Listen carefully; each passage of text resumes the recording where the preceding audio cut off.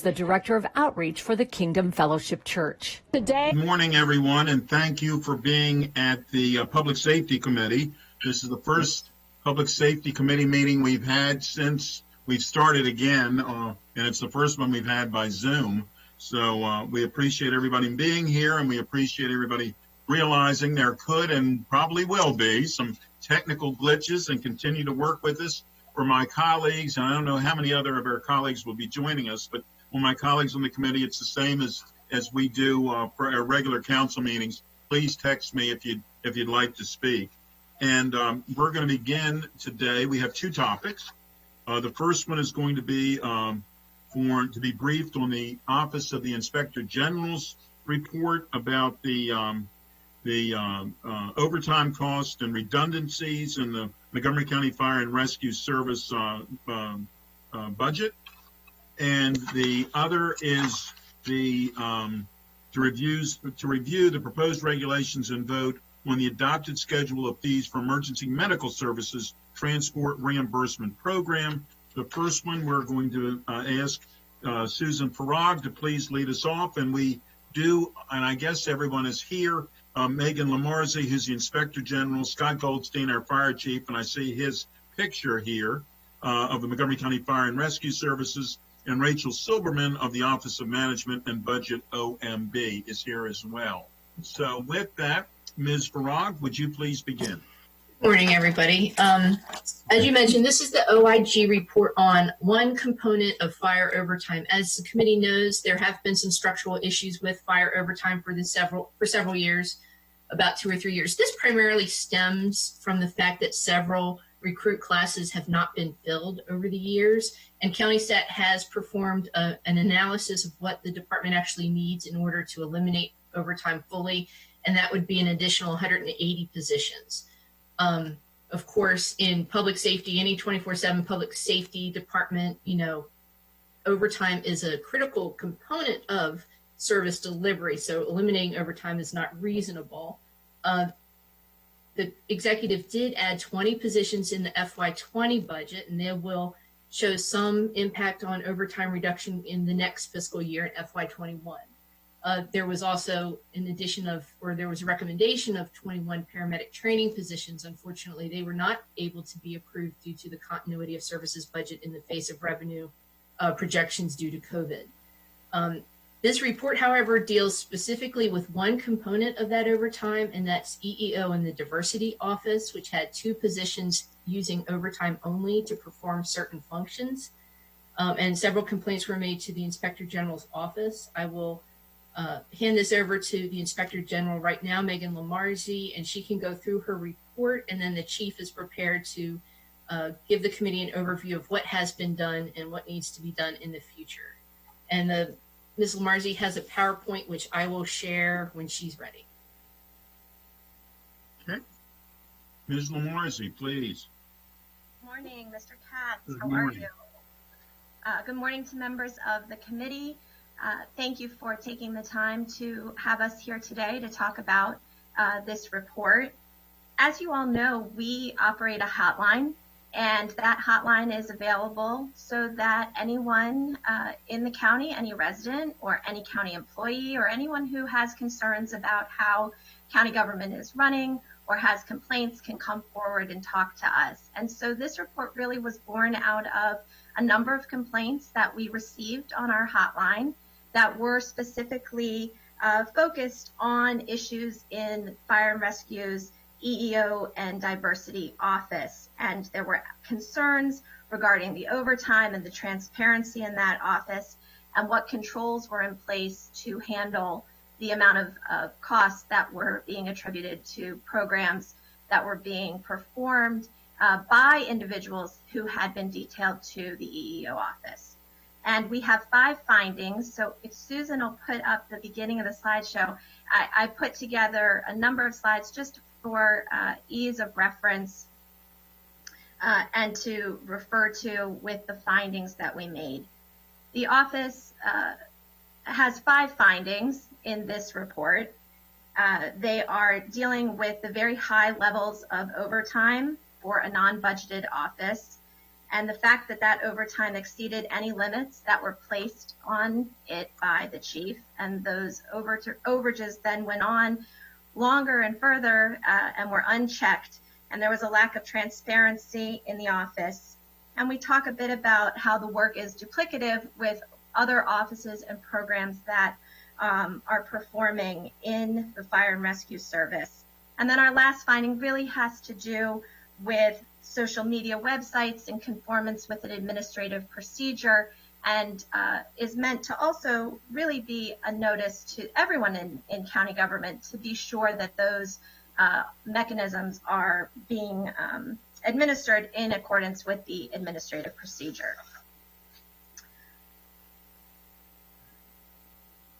So we can go on. The first finding of this, which is slide 2. I think Susan is getting it together.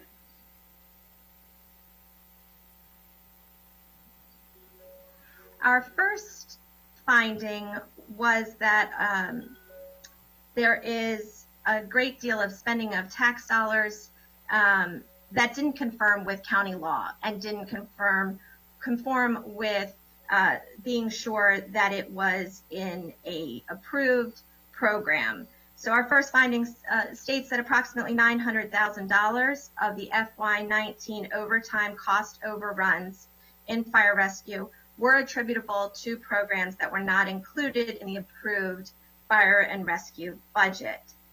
During the FY18, Susan, I don't know if you can go to slide 3 now. I apologize. That's finding 1 for ease.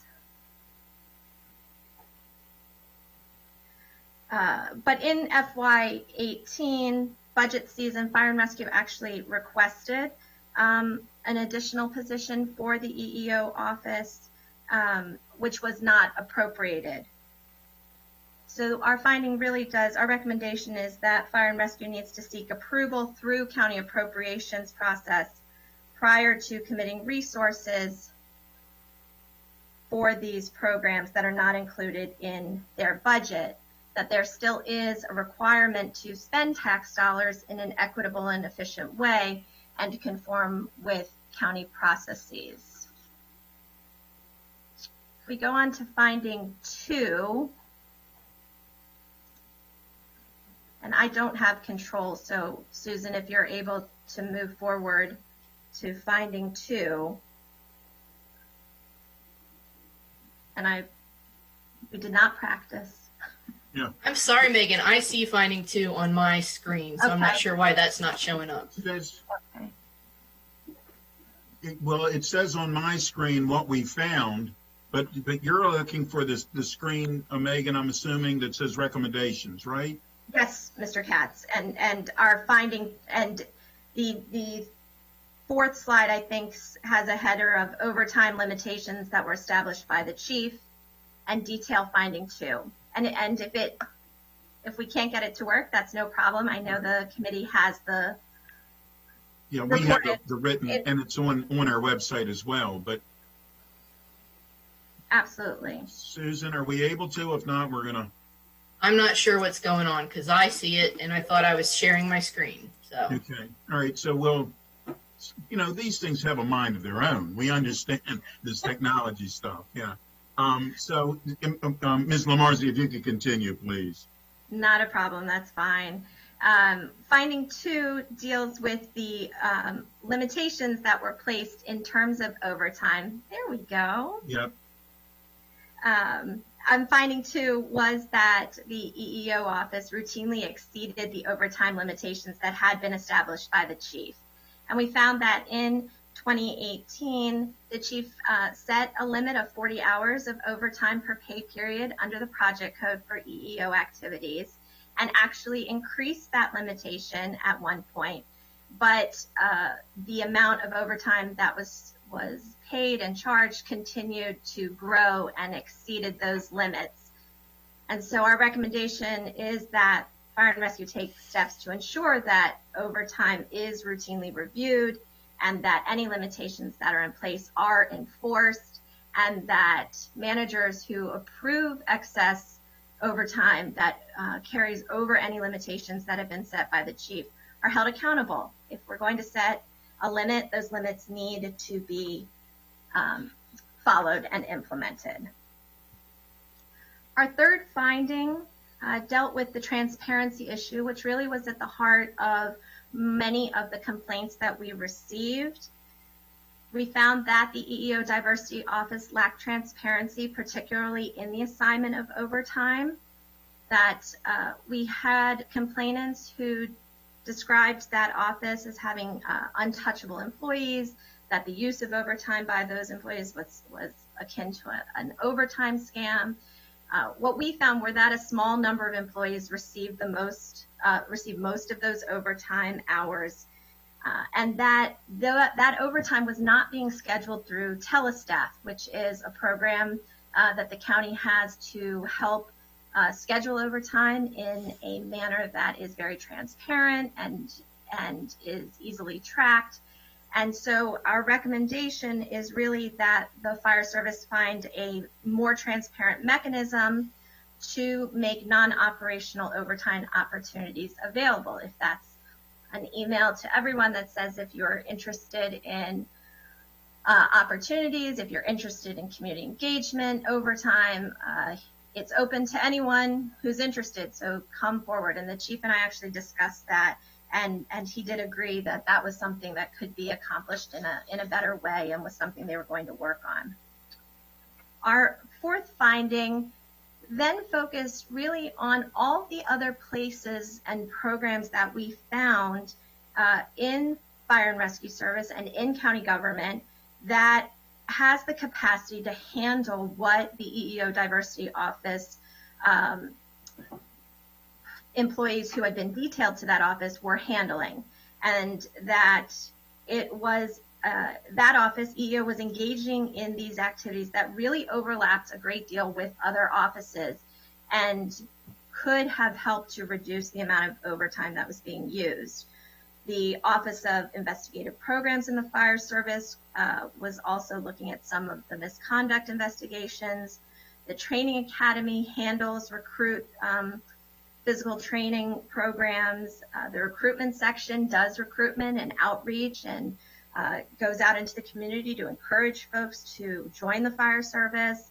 And there's a community risk reduction section, which actually has an app that was awarded to the Fire and Rescue Service from a grant, and that coordinates a great deal of community outreach programs and opportunities as well, and really tries to use persons in the service who are on the clock already, who are on the floor, so to speak, and have the ability to go to a community event. And they may have to hop on the truck and go answer a call, but they are out there doing the same work. And in fact, one of the complaints we heard was that there were EEO office, diversity office staff showing up at the same events that other staff was at.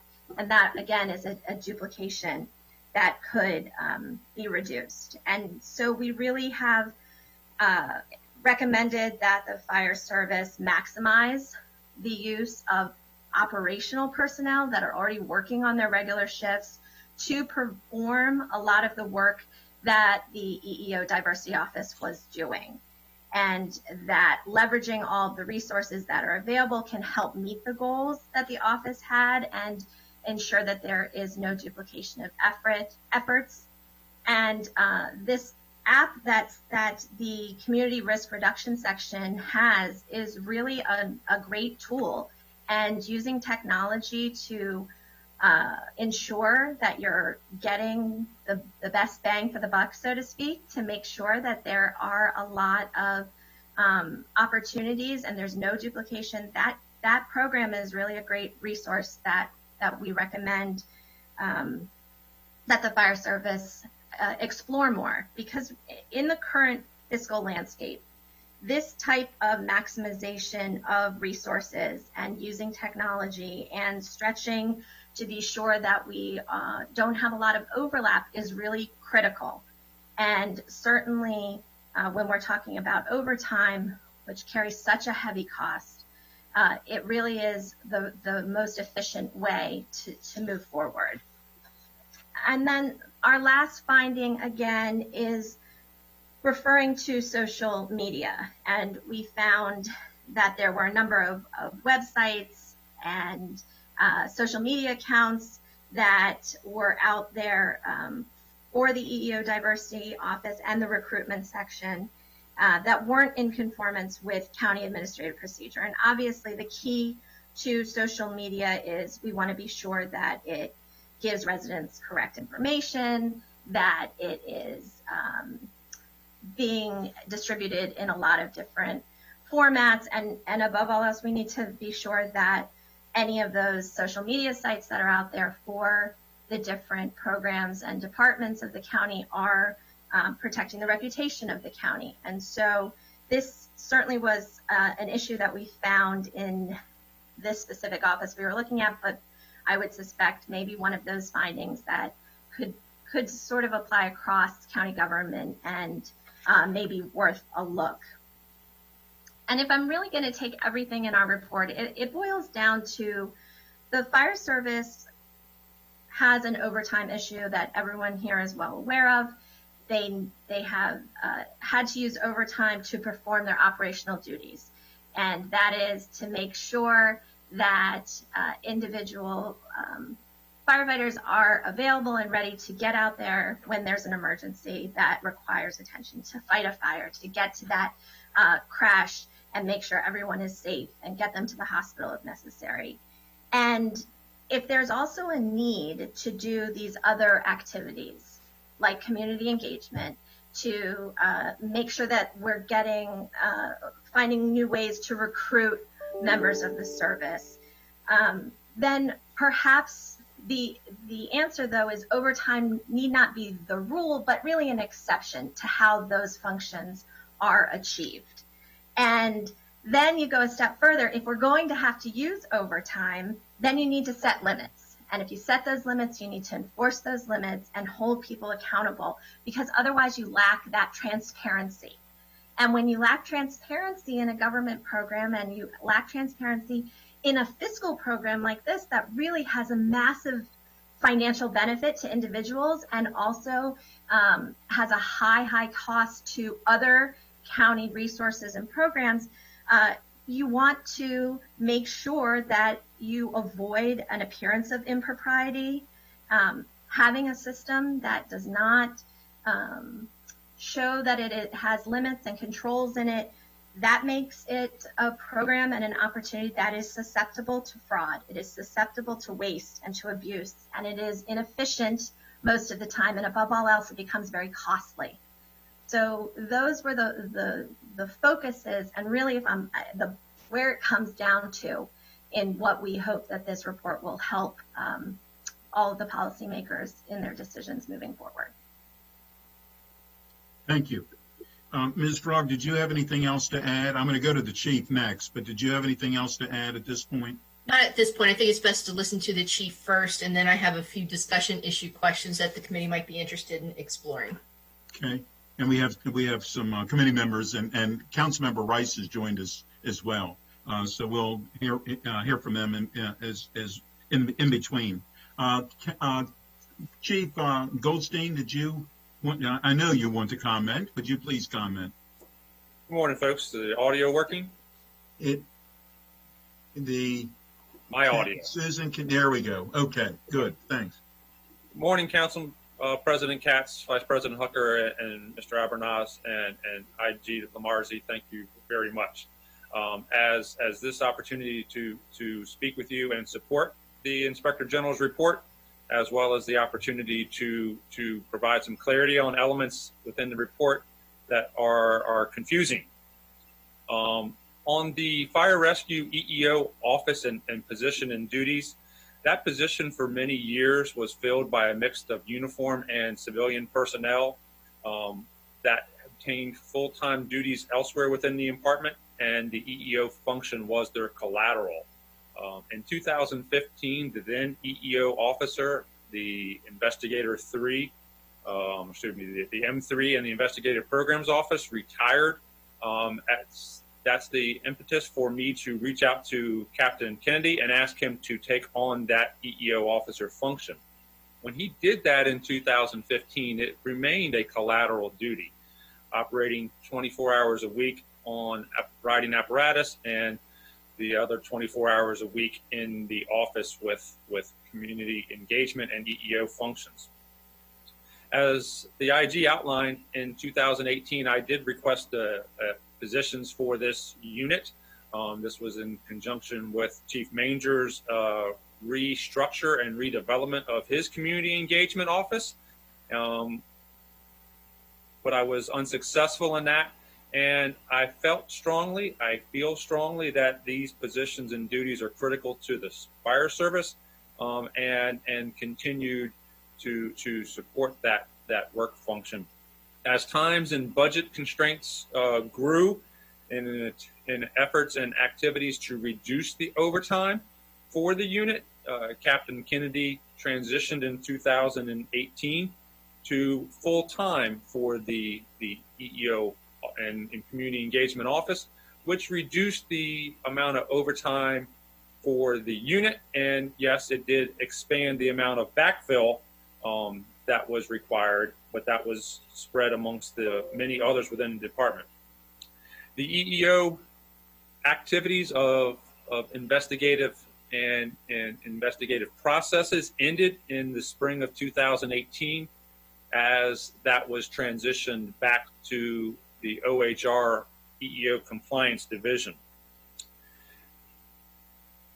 As Ms. Lamarzi outlined in the very latter parts of December 2019, the Fire Rescue EEO Office and community engagement activities were suspended and stopped as I worked to regroup and address some concerns. Fire Rescue needed yesterday, and in the future, a means to intake and evaluate the concerns about diversity and inclusion in a workforce of over 3,000 members. The activities in conjunction with OHR Director Attila and the CAO, we were looking at creating a diversity and inclusion officer for Fire Rescue. And this member would be a key partner in implementing Bill 2719 and the initiatives of the Racial Equity Action Plan, and assist Ms. Ward and her duties with the Office of Racial Equity and Social Justice. About the work accomplished, Dave, Irv, Ty did an amazing job within the community. Their job, for which they specifically, I am grateful for, and appreciate and value their dedication and their sacrifices to the organization and to the community. As many on this call have said, they were everywhere all the time and were at a wide range of community events. They expanded the community's understanding of the fire service and overcame many obstacles to develop relationships and partnerships that support the community's health, safety, and confidence in the fire service. Fire rescue community engagement is oftentimes questioned. Why is the fire service doing pre-event community engagement? Just like the police department, the fire service traditionally is viewed as a response organization responding to the incident's 911 call. The facts are, our engagement with the community starts with preventing the 911 call and expands to ensuring that we have a broad and deep set of community contacts and interactions, as we are pivotal amongst parts of the county government to work towards the Thriving in Youth Family Initiative, Welcoming County, as well as the Safe Neighborhoods components through County Executive Elrich. In 2019, on our community engagement activities, we were engaged in 10 schools at the elementary school level with traditionally twice a month activities at those schools, and at roughly 30 community events, be them large events like the Friendship Picnic or Faith and Community Festivals, to smaller events at faith and community groups, interacting with Human Rights Camp or MCPS's Summarize. As we transitioned into 2020, as I outlined, I regrouped and initiated a new focus with the community engagement activities going forward. CAO Klein authorized me to continue moving forward with a 48-hour a week or 1 FTE equivalent to support community engagement. And Mr. Katz and Ms. Farag, we were with you in February. We were talking about this, presented you part of that information. That 48 hours a week was a combination of overtime or regular time hours. And we began work in February to re-engage with our community partners and our school principal partners. We had started back with our activities in some of those schools and some of our community events like Montgomery Housing Partnership. And tragically, as we all have experienced, the pandemic cut those activities short in the middle of March. I want to take a second to talk about the programs and how page 2 and page 5 of the report group these 5 programs together. EEO, community engagement, school mentoring, recruit physical fitness or recruit PT, and then the candidate physical ability test and mentoring or CPAT. The final 2, recruit PT and CPAT, are not a part of the EEO and community engagement function, but as the IG's report outlined, were functions that were managed by Captain Kennedy or Lieutenant Smith. These functions were part of the recruit or training process, and as a such have a funding stream through the number of hours overtime funded per recruit that MCFRS is allocated in conjunction with OMB, and that's a process that Ms. Silverman could address. Captain Kennedy has been our recruit training coordinator for many years, and Lieutenant Smith had been involved with CPAT and did not become the program manager there until 2017. On the topics of oversight and equity, I acknowledge Ms. Lamarzi's points on findings 2 and 3. As she outlined, we discussed these components in our meetings and interactions.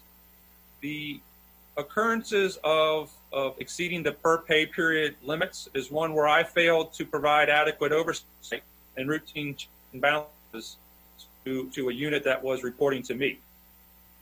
Some of those overcharges or over hour allocations were because of a specific event, necessitated additional event or staffing, but that was a situation that FRS, as correctly identified, can improve and has already started improvement activities.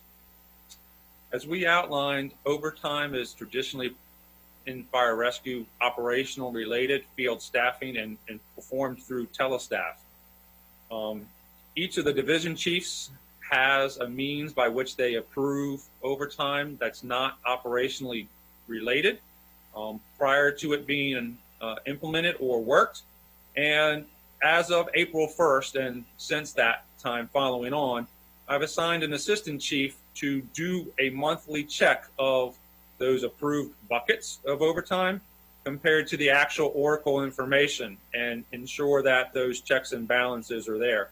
And this assists us with a third-party check of that. As to the equity component of overtime, as I said, I agreed with the Inspector General's reports, and we have ways and means by which we can improve the transparency. Members of the department are not specifically sure how they can become how they can become available to be an instructor at the academy or be a physical fitness mentor instructor or be a part of the CPAT mentoring. And we need to improve that. Doing that through a recruiting as well as selection process.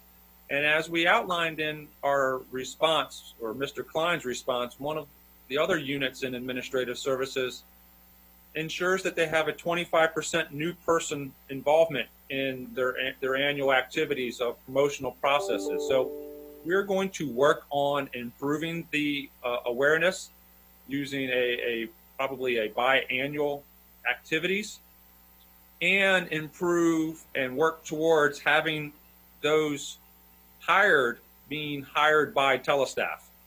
We have a multitude of qualifications in telestaff, and those specific duties of PT oversight, PT supervisor, a community engagement specialist, those can be placed into telestaff, and then our collective bargaining agreement hiring process is supported by using the telestaff algorithms. On the finding number 5, as Ms. Lamarzi outlined, the social media policy that supports the county's use of social media as well as non-hosted websites is one that we have immediately gone back and made sure that all of our accounts were registered or reported to the county PIO office, and have added the required disclaimers to some of our non-hosted web providers, so that that information is clear and in compliance with that administrative procedure. So thank you, Mr. Katz and members of the committee, for this opportunity to provide remarks, and I welcome your questions. Well, and thank you, Chief, and thank you, Ms. Lamarzi, for the IG's report as well. Yeah, I think, and we're going to hear from other committee members and from Councilmember Rice in a few moments, but obviously you are correct that the EEO's diversity office is truly critical to fire service, and we certainly want to make certain that they are continuing to be involved. For the community engagement part, is I have seen, all of us have seen firsthand, not only are they, do the many young people enjoy seeing the fire apparatus, but they enjoy talking to the fire personnel. It's a mentoring program, and it's certainly a recruitment program for Montgomery County. So we need to make certain that it stays strong. One of the questions, and it's on our list, but if you could address the fact that we are going to an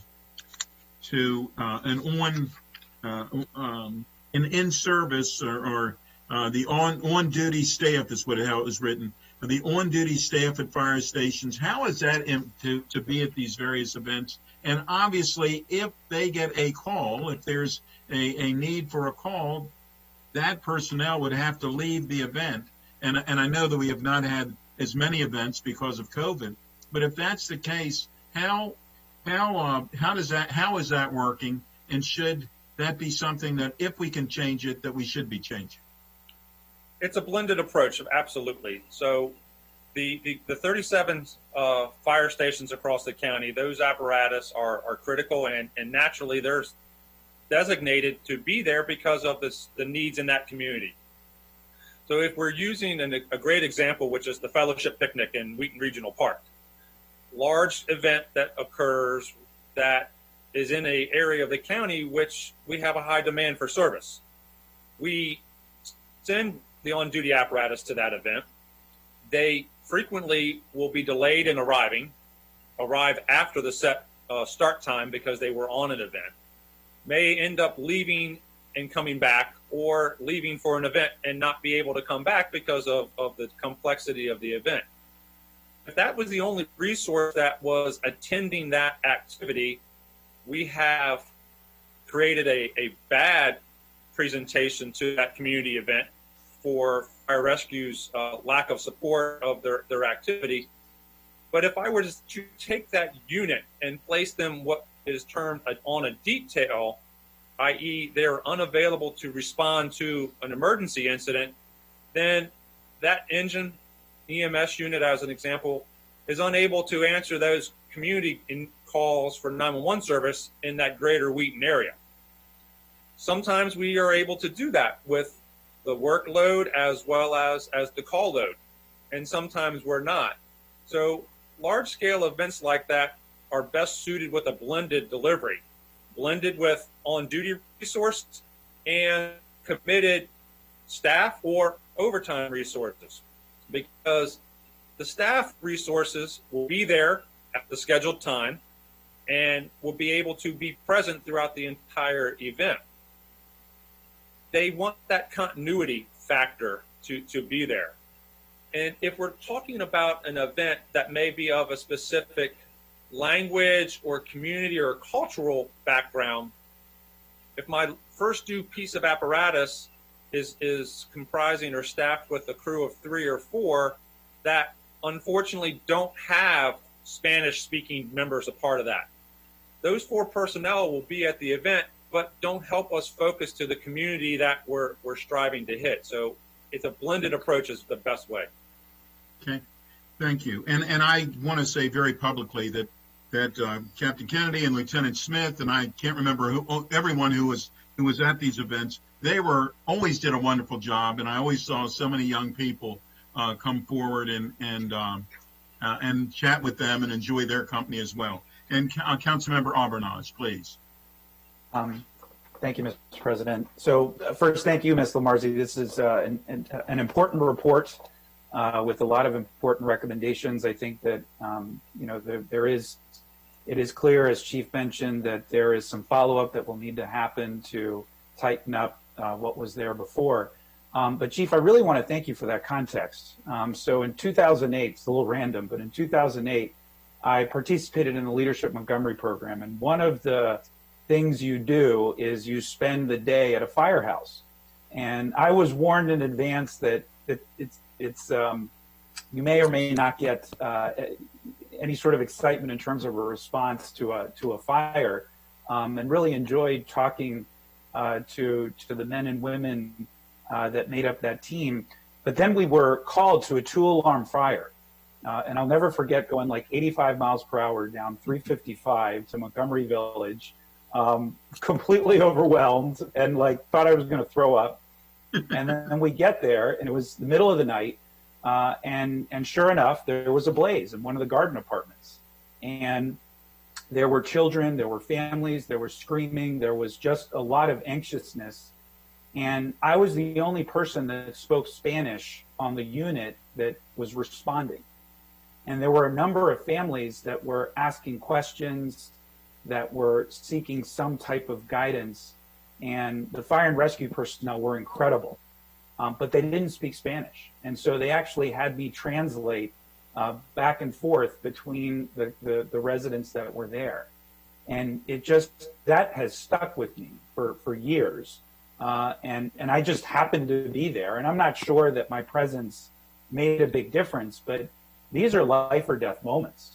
And so having a team that reflects the diversity of the communities that we are trying to serve is critically important, as we all know. And my good friend, Councilmember Hucker, was very involved with the Long Branch crisis and did an absolutely outstanding job with his team. But there were translation issues there too that have been uncovered since we went back and looked at what occurred during that particular incident. And so it's highly unfortunate that the overtime issue on some level has sort of overshadowed the work and substance of this particular unit, because it is so critical to ensuring the safety and security of all of our county residents. And I'm also very interested in the EEO aspect of this, because I ran a large department for 12 years, and we did work with OHR as EEO complaints came forward. And I was always incredibly impressed with the staff of the EEO office in OHR. But we had 3,000 employees in recreation, mostly part-time and seasonal. And we dealt with some really complex issues that took a lot of time. And I think in some cases, could have been avoided had we had somebody within our department, again, a very large department, that was more proactively helping us to make sure that we are, just proactively addressing issues as they arise. Because in particular within our firehouses, these are unique relationships, and it's important that there's cohesion within these units, and that there is camaraderie and trust. And obviously, especially given the world that we live in right now, and the additional emphasis and focus, which should have been there for years, but is now moving forward, particularly as it relates to first responders, I think these positions are now more important than ever to make sure that we have that level of support individually within our respective departments, particularly our first responding departments. So I'm not confident that the work that was conducted by this office can be absorbed, and certainly not easily absorbed, by existing personnel within the force. And knowing a thing or two about OHR and how overwhelmed they are to provide support for the entire county, I'm definitely not confident that they are in a position to help provide additional level of support. And so I have a lot of concerns about this. And I'd like to get a better understanding, and this may require follow-up, but how exactly is it going to work within OHR to absorb and adopt some of the EEO duties?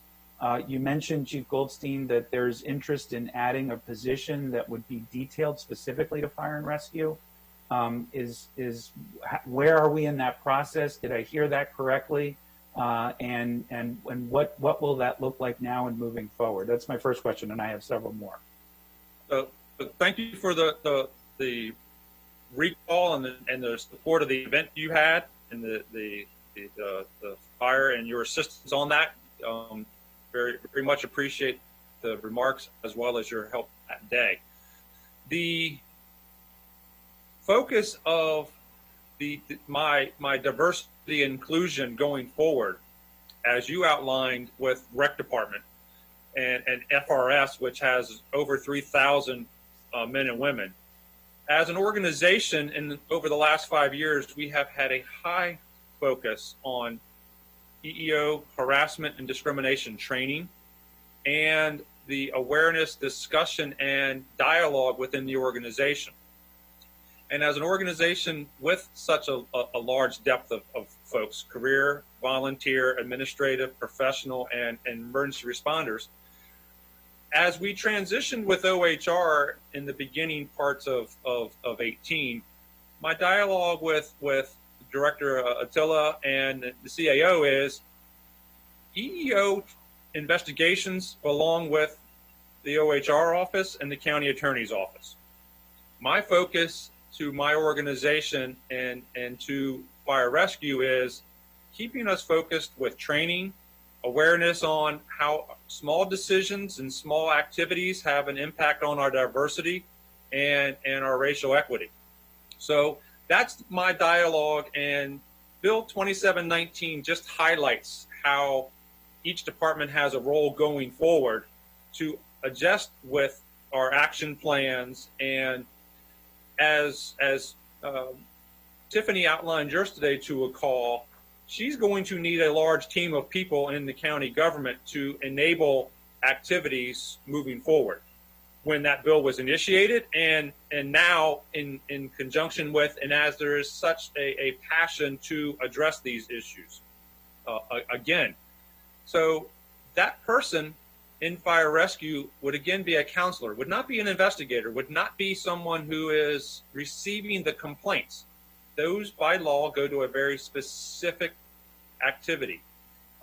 It's imperative that diversity and inclusion officer is experienced as well as trained, but also has a fire service background and understanding, so he or she has a means to understand what a little decision in fire service means, how it would impact diversity and inclusion. I hope that answers your question, Mr. Albernas. It does. It does. I guess I would like to, as a follow-up to this, more formally see how OHR plans to provide this level of assistance, and how confident they are relative to all of the other functions and services that they're responsible for in being able to provide it. So I think that's something I'd like to follow up on. And with regards to the community events, which I agree are completely important and critical, because it does help develop trust. It does help develop engagement that's hard to quantify, because it really is something that is important. And I'm sensitive to pulling away firefighters who may be in line to do a service call to do an also very important function. And so the ability to juggle that and giving you the maximum flexibility to be able to do that, I think, is going to be important moving forward, because this isn't just about PR. This really is, in the same way we have focused so much on community policing, this is community engagement that is critical, and really needs to happen within our disproportionately multicultural communities that have a unique set of needs, which I think is going to be critical. And so in terms of recruitment, which I know is tough across the board for all first responding agencies right now, as we've heard, what are the plans, Chief Goldstein, with regards to recruitment? How will some of those functions be absorbed by others?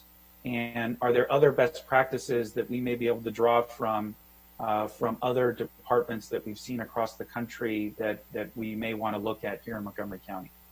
Correct. So the fire service recruiting position is a uniformed captain and is filled with a gentleman, Captain Cummins, at the moment. That person's full-time job is the recruiting and to support the hiring process. But that's a single person for the job of recruiting. He has a team, and the team consists of many of the same folks from community engagement that would be the ones he would ask to go to a job fair, a community fair, a public event, to be the face of MCFRS, to show the different faces within MCFRS. So as outlined by Ms. Lamarzi, that community engagement has a recruiting function as well, and a public interaction function. So Captain Cummins is in place and is the recruiting officer for the department, and the main tie with Office of Human Resources for hiring. But when events occur, Gary is not the only one going to those events.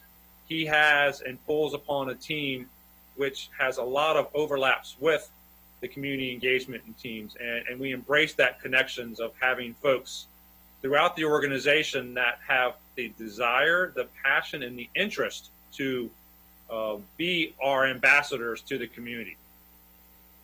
Thank you. I appreciate that. And I don't need this answer right now, Susan, but I'd be interested to see what MCPD's structure is with regards to their EEO office, whether or not they have somebody in-house or at OHR, and I'd just like to see how this stacks up to where we are with some of our other first responding units, and if there's consistency across them.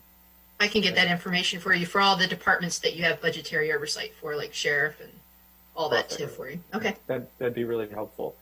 And then, so I think that's it for now. I will support, if there are budget allocations that come forward to provide additional support for fire and rescue, to address this overtime issue, but make sure that the substance of this work continues.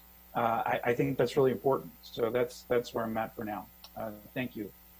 Thank you. And I too am obviously supportive. However, because we're going to have this savings plan, we have all sorts of other issues surrounding the budgetary. Council Vice President Hucker. Thank you, Mr. President. Well, thanks, Ms. Lamarzi, for this report. Thanks, Susan, as always, for the packet. I can't say I was looking forward to this hearing. I've been, certainly troubled and saddened since I heard about it and I read the report. I should say at the outset, as everyone has, how much I very much support the goals of the EEO office. I think, obviously, it's very needed to protect our employees and address equity issues, in all our departments, but the FRS in particular. And I've, personally had only very good experiences with all the staff of the office. Seen them at many community events. I've invited them to community events in my district. I've had them to my office to brainstorm and plan events, particularly around the federal shutdown, providing relief there. Had them to schools in my district. And that experience, I've always been, I think it's what the chief said about their performance at those events and their sort of ambition to expand the footprint of the FRS into the community and achieve greater penetration and into the community and to different organizations that have not had any understanding of what our FRS does has been very helpful and effective, and we need to figure out how to continue it. But obviously, we've had this long-term goal of reducing our overtime. We talked in the last term about doing it in this term, and the county executive, I know, wanted to tackle it, once he ascended to this job. And this is only one element of it, but it's certainly a setback. So I guess I still have questions, Chief, if you could clarify sort of how we got here, in that my understanding is only you can approve overtime requests outside the budget, and that OMB denied the request for overtime and they were still approved. So can you elaborate on that, why that happened? Yes, the ultimate budget responsibility for fire and rescue lies with me. And as outlined, when I submitted the request for the full-time positions to allow me to move Dave's spot back to apparatus so that could reduce overtime and have a full-time position for our EEO officer, the opportunity was presented through the budget process, and with the county executive and OMB, that was one that we were unable to succeed with. Mm-hmm. The need in focus was one that I was so desired to and felt critical to, that at the time I felt it was necessary to support our training initiatives and our EEO activities, that I continued and I had dialogue with folks at the time. As folks being the OMB and the CAO at the time? CAO at the time, yes, sir. As we reported activities for what were my overtime drivers, a little bit after that, this was one that I listed as a duty that I had continued and a duty that had caused my overtime not to go down, because this was one that I was needing to backfill. So the CAO knew about it at the time? Yes, sir. Yeah, so okay. the balance of support and duties, as you outlined, this activity predominantly occurs nights and weekends, 1 and 2 hour chunks during the middle of the day, and odd hours. The opportunity for a full-time equivalent to go to that, and this is part of that discussion the CAO and I had with Mr. Katz and Ms. Farag back in February. In our school mentoring activities, that is obviously weekday hours, school hour components, but community focus groups and engagement activities are usually more nights and weekends. And our staff schedules and our hours of work through the bargaining agreements limit the flexibility for those members to flex their hours and require the utilization of overtime. So as we worked with OMB and the CAO to re-engineer this about 4 or 5 months ago, we did submit a operating budget request that included FTE positions and an allocation of overtime that would get us back into community engagement with an approved allocation of both position and overtime components. And there were some purposeful designs in that, specifically the use of a non-bargaining position as the manager for engagement, so that there was more flexibility in the hours of work and the duty schedule. But as outlined with Mr. Albernaz's question, the right person to the right event at the right time traditionally can be met, or at times can be met, with a piece of apparatus. But if that event is in Ashton and that member who fits the desire or is of the right focus is working in Glen Echo, then I'm moving a unit from across the county to that event, and there's a drawdown from another part of the community. So I believe we can strike that balance. I believe, as you all have said, and Ms. Farag has been a fierce advocate for budgeting correctly the overtime for FRS, that as I have taken the steps going forward prior to the pandemic with the CAO's support, I had set level, and I will keep it at that set level, and that will result in events not being able to be attended to, because we will have to prioritize our weekly number of hours to the number of events that we are able to engage with. Right. No, thank you. I understand those trade-offs. I mean, we're obviously a very big and very diverse county, and we're not, in almost any area ever able to meet every request we get from every every organization, especially as this very sort of attractive program becomes more and more well known. So you mentioned the collective bargaining agreement. The constraints in the collective bargaining agreement presumably are there for a reason, and there's two parties to that, and then approved by the council. Was the union aware of how this was set up at the time? Yes, so the union was aware of the details from their field staffing positions were in the telestaff program, and so there was clear visibility amongst the department. But the opportunities to do a schedule change or to change hours of work is not directly afforded in the current CBA. Those were discussions, and those discussions would continue as Mr. Quinn asked me to reach out to President Buttle about the opportunities to, in a future community engagement work unit, to have more flexibility in those members. But it's definitely a bargainable and discussion point that I believe Mr. Buttle is supportive of, but it's one that would be worked through Chief Labor Relations Office. This was sort of a workaround. Yes. At the point. How doesn't the CBA require the use of telestaff to schedule the overtime? No, sir. CBA requires the use of least amount of hours worked as one of the criteria. Okay. And the other CBA requirements relate to offgoing, oncoming, Kelly Day, the components tied to a station-based staffing, and it only operational overtime through telestaff.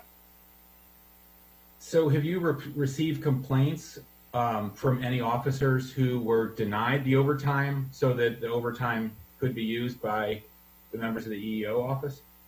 Not that I was aware of, sir. Okay. Thank you, Mr. President. Thank you. Councilmember Rice. So thank you very much, guys. I really appreciate the opportunity for me to butt in on your public safety committee meeting. So thank you, Mr. Chair. Thank you, Chief. Thank you, Ms. Lamarzi. One of the things that I just wanted to dispense of first, because I think it's important from a messaging standpoint, because I have a lot of folks in my African-American community that are asking questions. So was there any wrongdoing or fraud found by the Office of the Inspector General when it comes to EEO Diversity Office? No. Was there any violation beyond the social media account in terms of violation of policy or procedure by the EEO Diversity Office? By EEO Diversity, I don't believe so. Okay. And I wanted to clear that up first, because again, how this oftentimes gets painted, unfortunately, is when you see words like lack of transparency, not adhering to procedures. and the office is designed, and I truly respect the work that the OIG does, which is rooting out fraud, waste, and abuse. Folks assert those kinds of things and attach them automatically and saying, okay, there was wrongdoing here, there was whatever. In essence, folks were doing and trying to do a service to our community and really uphold what it is that our fire service has been prideful of, which is to try and be inclusive. I applaud the efforts of Chief Goldstein and the officers that were assigned in terms of really trying to open this up to members of our community who really didn't have that much exposure to this. I can just personally attest, and I want to echo all of the sentiments of those who are on the committee. I've been to every single one of our Montgomery County Ag Fairs, where I've seen the diversity officers out there engaging with the community. I've been out there with my families and seen what they do with the children that are out there. I've also been to every single one of the events that's an African-American led event, where there's African-American health program, if it has that sort of Black history component, and they're always there. They're at every single event. In fact, there are a lot of times where they're actually posting on social media at events that I didn't even get a chance to get to. So they're out there doing their job. So I just want to be very clear about that. I'm not saying Ms. Lamarzi's not saying that, but I want to make sure that the public knows that these folks are actually out there doing it. What it is it's the structure of how we had the office set up that is, I think, the question at hand, which is one that's unfortunate, because the reality is that a long time ago, we should have stood this up as a priority for us. When I think about the Metropolitan Police, our Montgomery County Police Department, and what we decided to do there in terms of establishing a partnership between us and Montgomery College to ensure that we have a diversity of folks that are flowing in and put money behind it to specifically make that happen. I was so troubled by the CAO saying that he wanted to discontinue this. It was a tremendous disappointment.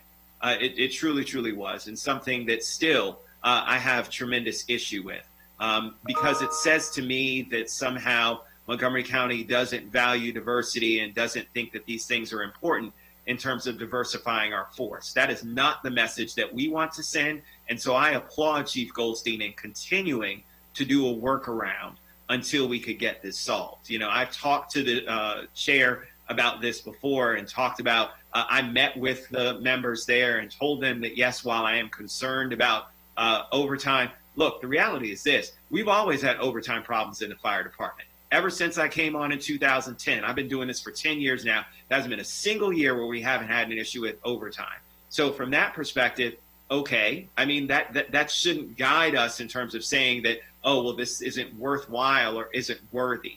And I'm not saying that anybody's not saying that, but by not saying that we're not saying that is also an issue. And so we need to be very clear in terms of our conversation that this is going to be a priority for us moving forward, that we are going to make sure that we have this allocated in some kind of way. And so my question is for Office of Management and Budget, because I want to understand where the county executive is in terms of his priority to ensure that diversity remains a focus of our fire department. Thank you. Yes, it is certainly a priority, and as the chief had noted, he and the CAO have worked on an agreed upon limit in terms of overtime moving forward to manage this and to coordinate with the diversity efforts countywide. It was considered, as the chief noted, in terms of the FY21 budget submission, but as you all know, even before the public health pandemic was at issue, the budget was tight, and I think we had considered a number of different structures for the office, and frankly, the CE was looking at potentially a structure that was not proposed by the chief. He was more in line with maybe looking at a non-uniform position for this function.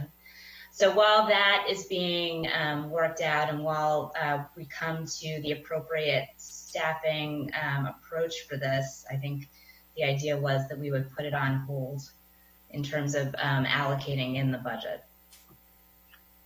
So that's concerning. Let me just say, because I don't recall a conversation with the county council in terms of what this was. I remember communication from the CAO saying that this was going to be discontinued, but I don't ever remember a conversation with us to talk about this in terms of something that's that important. I mean, we just passed a racial equity and social justice policy, assigned a chief equity officer, and at the same time, we're sort of dismantling and then saying we're putting a pause button in terms of the promotion of diversity in one of our public service departments that is challenged when it comes to diversifying its workforce and diversifying its reach into our communities. And so it just seems to be anti to everything that we've done in terms of where our movement has been. Is there any comment from OMB in terms of why that happened?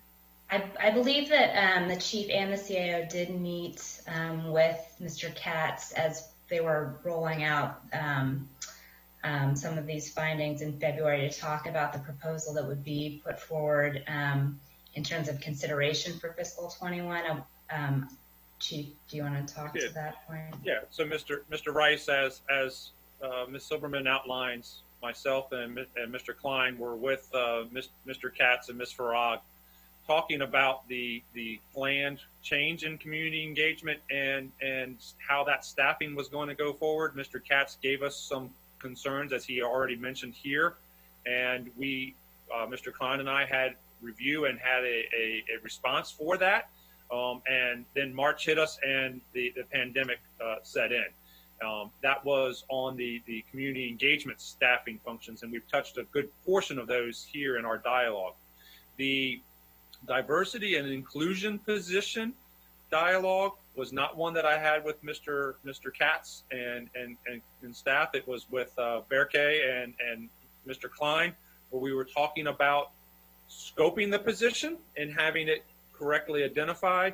The dialogue just a moment ago about a non-uniform position is one that I have very sincerely thought about, because a non-uniform position gives me a higher level of stability for multiple years, because one of our uniform nature is 2 to 5 years in a position before promoting and moving on.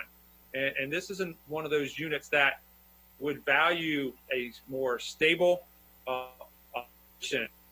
And as I may have said in my earlier remarks, a person in non-uniform position who has a fire service, public safety service background, i.e. a retiree from another fire service or a law enforcement service in the region, ideally one with a combined career volunteer fire service background, would be another ideal candidate to be the diversity and inclusion member for MCFRS. And as you said, Bill 2719 and all of the components to help Director Ward in her activities going forward, this member would be the key fire rescue party to those activities. Let me just close by this, and Mr. Chair, I really appreciate your indulgence. I'm just speaking as one council member, but I'm going to tell you right now that this is a priority and not something that I'm going to let go. I told the CAO this directly, and I will tell all of you on this call, it would be completely unacceptable for us to back away, and I'm not saying that anybody on this call is saying that they should, but it would be completely unacceptable for us to back away, especially in the light of what we're seeing in terms of a push for us to ensure that we're putting this over the finish line. Keep in mind, we started this work a long time ago.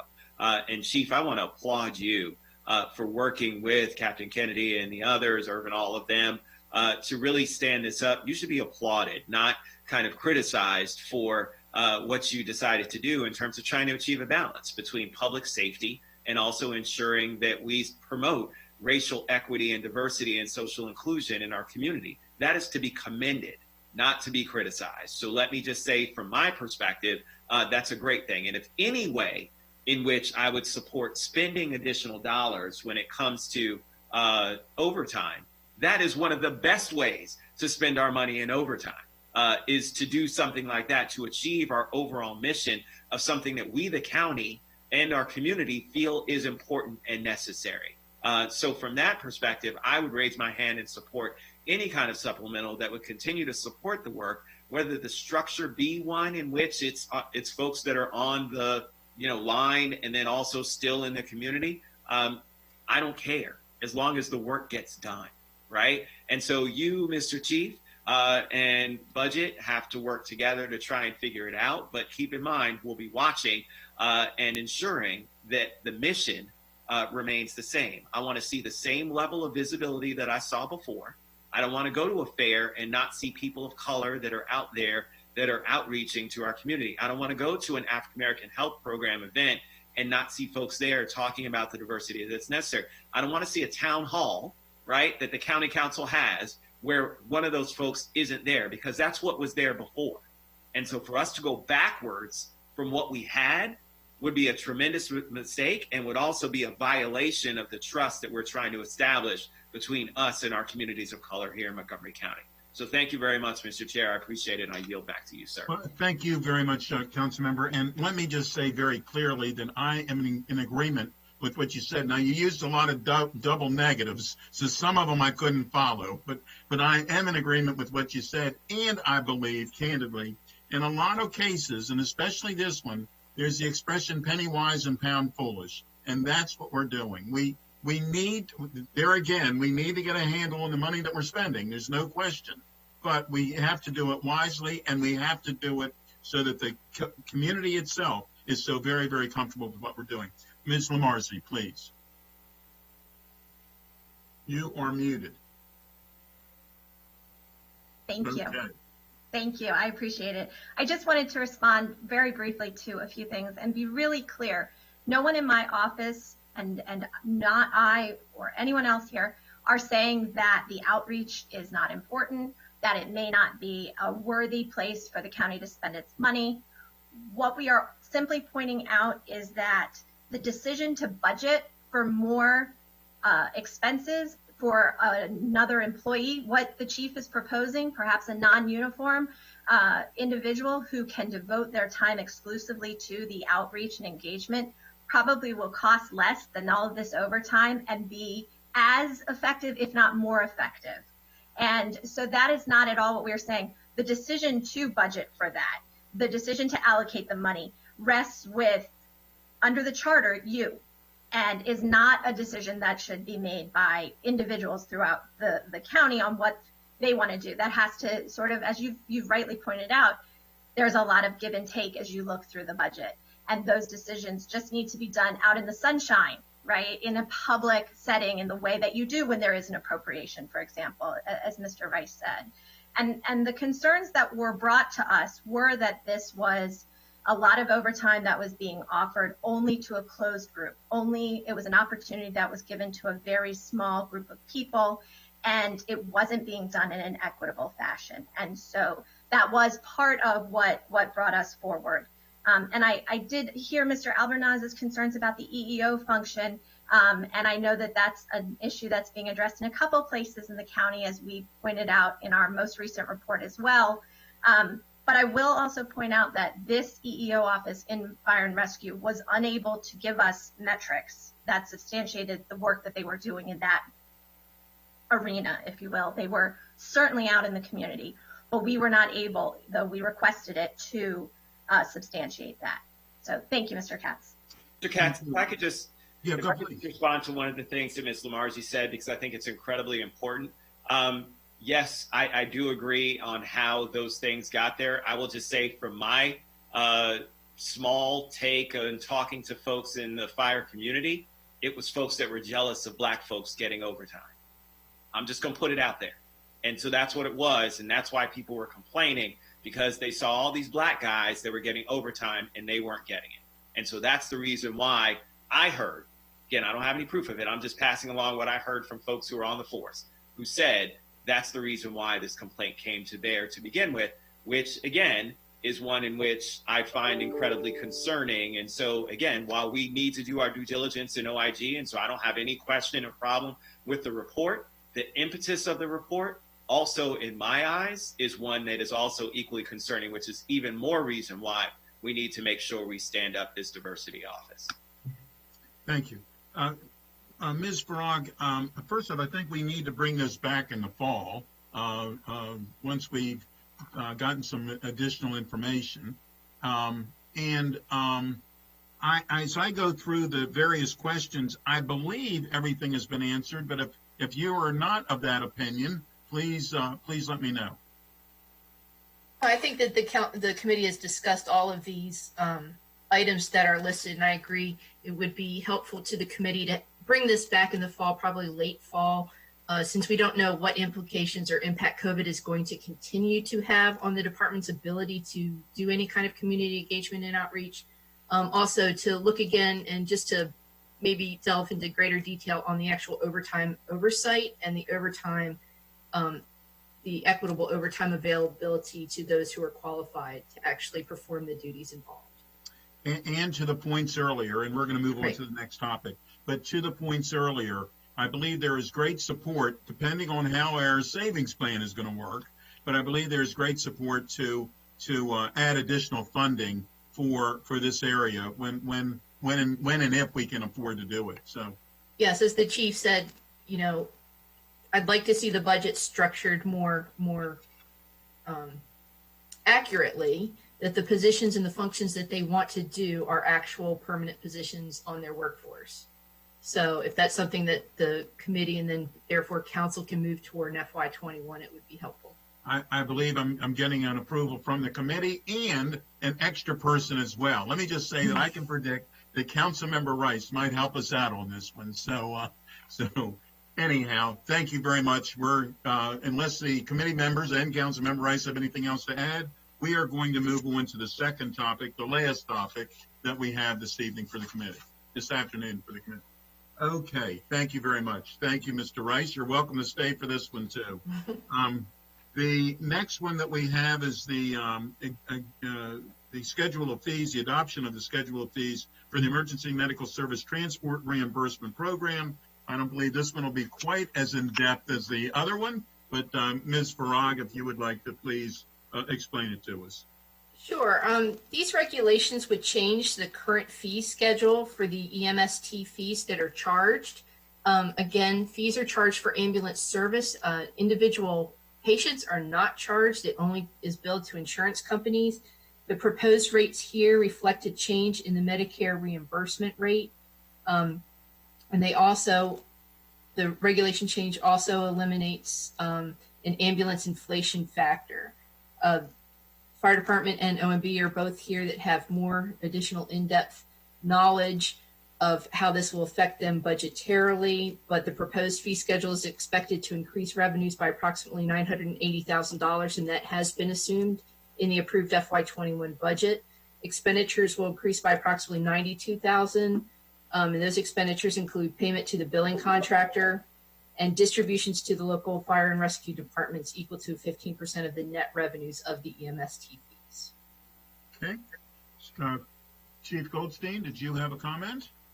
Certainly. Thank you, Mr. Katz. And EMS billing started FY13, so we're about 7 years since the initiation of the executive regulation.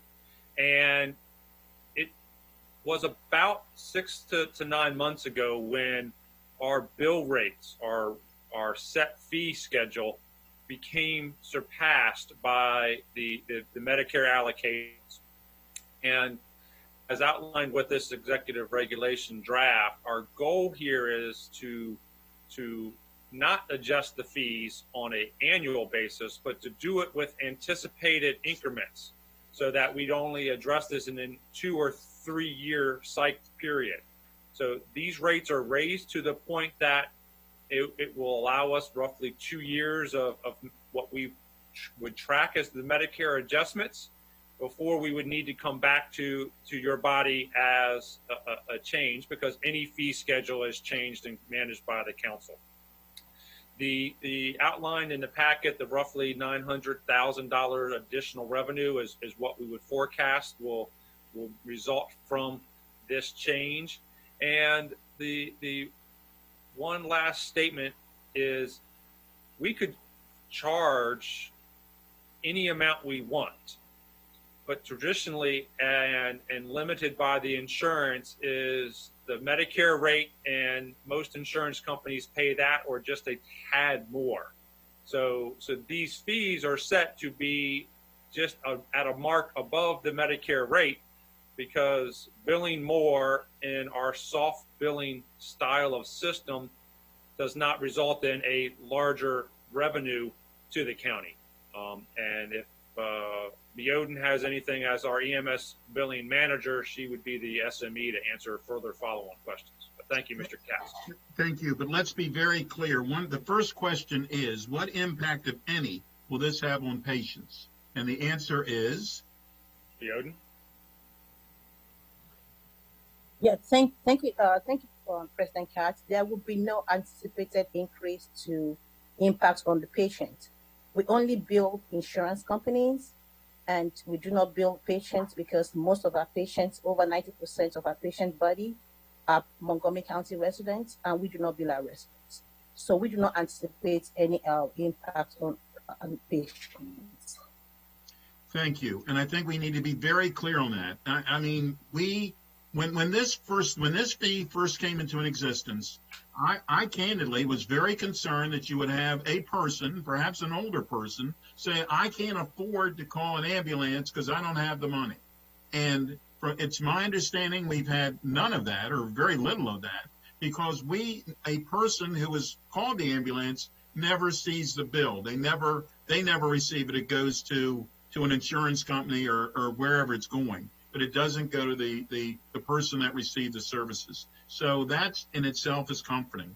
And to the other question that is on here is about the impact or the expect on the impact on the patient advocate position in the Office of Consumer Affairs with respects to additional calls or complaints.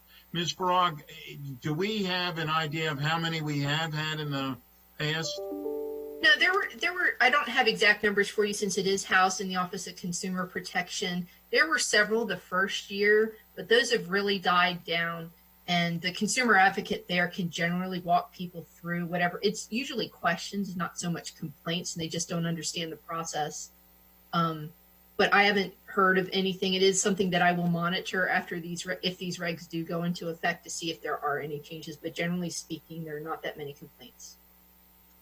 Very good. I think this is a sensible way to go about this. And I don't know, I haven't heard from my committee members, but I have a feeling that the fact that I haven't heard from them is a sign that they agree that this is a sensible way to go about this. So, yes. So are we actually looking for a motion on this, Ms. Farag? Yes, Chair, you need to vote to recommend these go to the council for approval.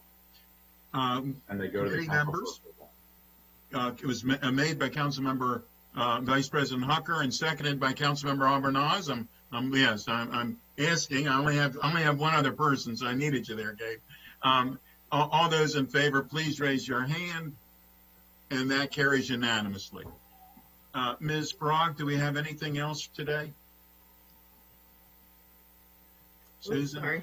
Yeah, do you have anything? Nope, you're complete today. Thank you very much. We appreciate everybody being with us, and we are adjourned.